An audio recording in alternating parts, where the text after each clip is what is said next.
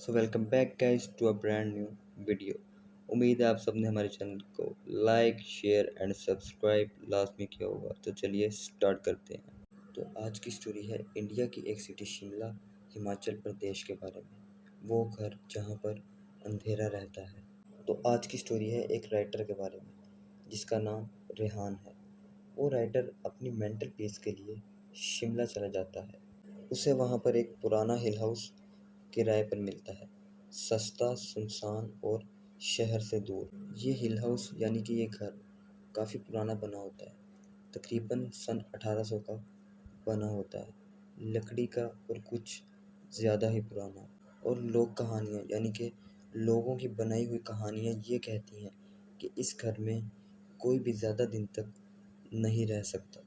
लेकिन बहरहाल रेहान उस घर के अंदर एंटर हो जाता है और पहली ही रात जब वो लिखने बैठता है, मगर लिखने की कोशिश में उसे ये महसूस होता है कि उसे कोई देख रहा है।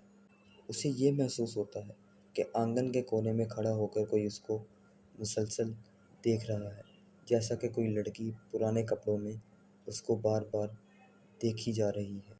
अब जब वो टॉर्च लेकर वहाँ पर जाता है और देखता है तो वहाँ पर कुछ नहीं होता, सिर्फ एक पुरानी कुर्सी हवा के ज़रिए हिल रही थी, मज़ीद कुछ नहीं।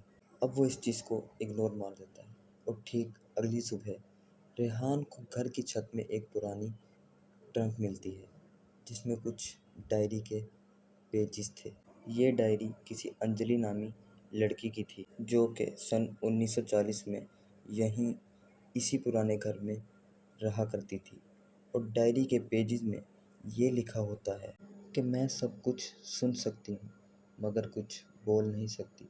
वो रात को छुप कर आता है और वो मुझे ले जाएगा।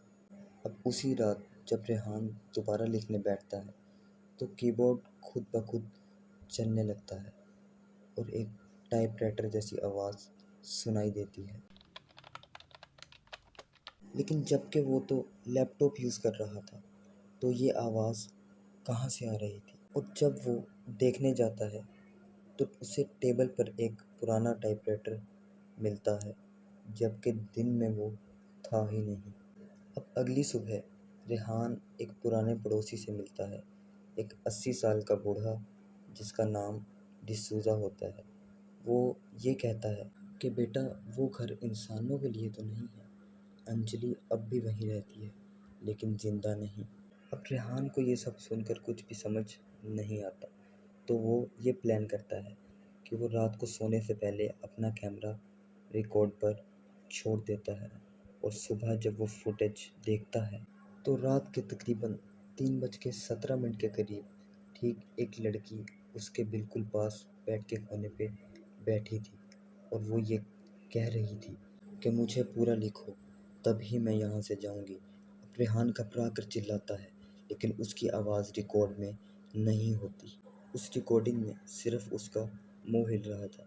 वो चीख रहा था, चिल्ला रहा था, लेकिन उसकी आवाज़ नहीं निकल रही थी, बल्कि ऐसा लग रहा था कि जैसे कोई उसकी आवाज़ को दबाने की कोशिश कर रहा हो। अब रेहान ये प्लान करता है और डिसाइड करता है कि वो अंजलि की डायरी कंप्लीट करेगा। अब जैसे जैसे रेहान उस डायरी को लिखना शुरू करता है तो घर में अंधेरा और ज़्यादा बढ़ने लगता है और साथ ही उस रूम का टेम्परेचर बर्फ़ जैसा ठंडा होने लगता है। और जैसे ही वो आखिरी लाइन लिखता है कि वो मुझे ले गया, तभी उसका हाथ फ्रीज हो जाता है और अचानक अंजलि का चेहरा उसके सामने आता है। अंजलि की आंखें आंसू से भरी हुई थी, लेकिन उसका चेहरा एक साइड से जला हुआ था और वो कहती है कि अब तू मेरा है।